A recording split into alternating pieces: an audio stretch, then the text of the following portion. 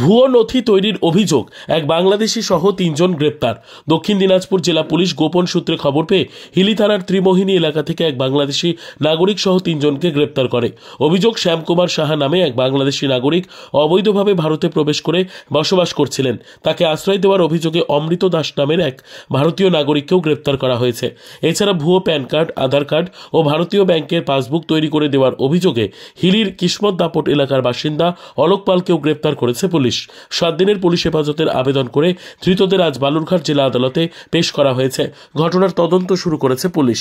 North Bengal Times report.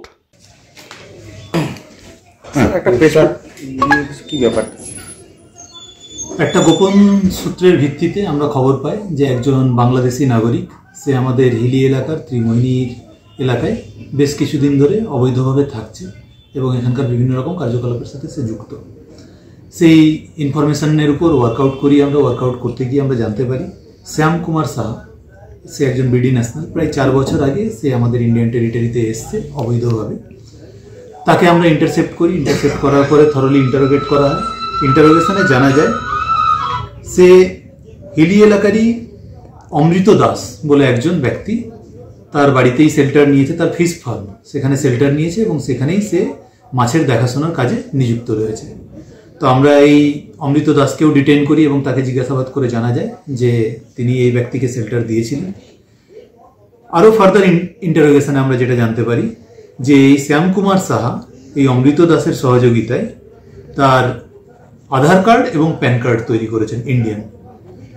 যার কাছ থেকে তিনি এই আধার এবং প্যান কার্ড তৈরি করেছিলেন সেই ব্যক্তির নাম আমরা জানতে পারি এবং কালকে রাত্রেই আমরা রেড করে সেই ব্যক্তির নাম অলোক পাল, তাকে আমরা অ্যারেস্ট করি এবং তারকে জিজ্ঞাসাবাদ করে জানতে পারি যে তিনি এই শ্যামকুমার সাহা, যিনি বাংলাদেশি ন্যাশনাল, তার আধার কার্ড এবং প্যান কার্ড এই দুটো তৈরি করেছেন।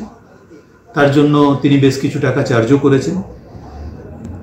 এই মুহূর্ত পর্যন্ত আমরা এই 3 জনকে অ্যারেস্ট করেছি এবং আমাদের ফার্দার যে প্রসিডিউর সেটা চলছে। আজকে কোর্টে তোলা হচ্ছে 3 জনকে? আজকে এই 3 জনকে কোর্টে তোলা হচ্ছে। আমরা 7 দিনের পুলিশ রিমান্ডের প্রেয়ার দিয়ে পাঠাচ্ছি। এই সঙ্গে কি আরো বড় চক্র রয়েছে মনে করছে? এখনো পর্যন্ত আমরা যেটা পেয়েছি যে এই ধরনের বেশ কিছু র্যাকেট ওখানে চলছে, তবে এই র্যাকেটের সাথে যুক্ত প্রত্যেকটা লেয়ারের প্রত্যেকটা অভিযুক্তকে আমরা ধরতে পেরেছি। আরো যদি কেউ যুক্ত থাকে তাহলে তাকেও আমাদের ধরার চেষ্টা। অলোক পাল কি কাজ করেন?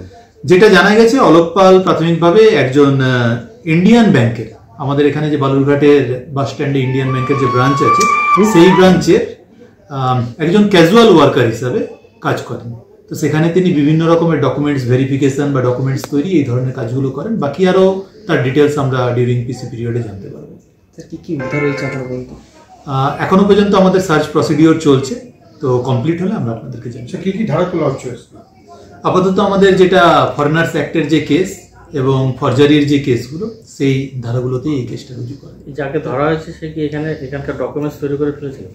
তার কাছ থেকে আমরা যেটা পেয়েছি সেটা ইন্ডিয়ান প্যান কার্ড এবং ইন্ডিয়ান আধার কার্ড পেয়েছি। স্যার, বৈধভাবে ঢুকছে না অবৈধভাবে ঢুকছে?